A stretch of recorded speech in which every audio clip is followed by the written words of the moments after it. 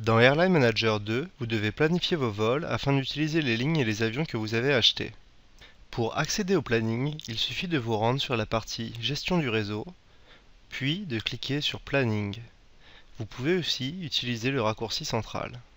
Le planning est découpé en 3 parties distinctes.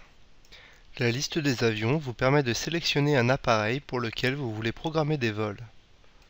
Le planning hebdomadaire permet de choisir une ligne parmi celles en votre possession, ainsi que de programmer des vols pour chaque jour de la semaine.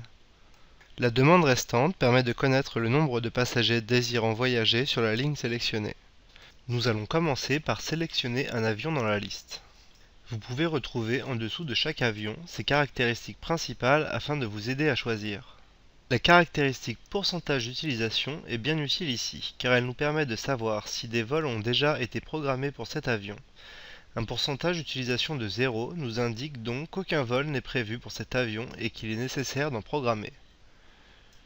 Le planning vous permet de programmer des vols pour chaque jour de la semaine. L'axe horizontal représente les heures de la journée. Afin de programmer un vol sur votre planning, il faut d'abord sélectionner une ligne. Choisissons ici la ligne NRT qui a une durée de 24 heures. Afin de programmer le vol, il suffit d'aller sur l'heure de départ désirée et de faire un simple clic gauche. Ici, nous avons décidé de faire décoller cet avion lundi à minuit. Regardons maintenant l'impact sur la demande. Comme on peut le constater, la demande du lundi a grandement diminué et celle des autres jours est restée identique. Nous allons donc reproduire ce vol sur les jours restants afin d'utiliser la même demande. La manière la plus rapide de remplir les jours restants sur votre planning sera de cliquer directement sur le bouton « Dupliquer les vols ». Il ne nous reste plus qu'à cliquer sur « Enregistrer » pour valider notre planning. Maintenant que nous avons vu comment planifier un vol, voici quelques conseils afin de mieux vous organiser.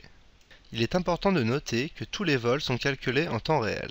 Ainsi, si nous sommes jeudi à 14 h et que je veux que mon avion décolle au plus vite, je peux faire débuter mon premier vol jeudi à 14 h 15. Je pourrais maintenant voir mon avion décoller dans un quart d'heure. De la même manière, il est possible de dupliquer cette journée afin de remplir le reste de mon planning. Idéalement, un planning doit être pensé sur une durée de 24 heures. Ici, mon 42-500 pourrait faire 4 allers-retours par jour sur cette ligne car la durée du trajet est de 6 heures. Si je reproduis le même trajet sur une ligne de 6h30, on peut constater que le dernier voyage déborde sur le jour suivant. Cela m'empêche de dupliquer le planning de cette journée et je dois le poursuivre à la main. En regardant la demande restante, on peut voir que la demande est plus importante dimanche. Cette demande sera très difficile à utiliser par la suite et il faut donc éviter ce type de situation. Lorsque l'on prévoit notre planning sur 24 heures, il faut donc prendre en compte la durée du trajet sur cette ligne afin d'optimiser le temps restant. Dans un autre exemple, avec le même avion, une ligne de 5h30 nous fera clairement perdre 2 heures de vol par jour. Ce temps est trop court pour être utilisé par un autre vol et nous perdons donc en rentabilité. Enfin, n'oubliez pas que vous pouvez faire voler vos avions sur plusieurs lignes au cours d'une même journée. Ainsi, si votre avion ne peut faire 4 allers-retours par jour sur une ligne de 6h30, il peut par contre faire 2 trajets sur une ligne de 6h30 et 2 autres sur une ligne de 5h30 pour un total de 24 heures. Voilà, vous avez maintenant toutes les cartes en main, il ne vous reste plus qu'à planifier vos propres vols.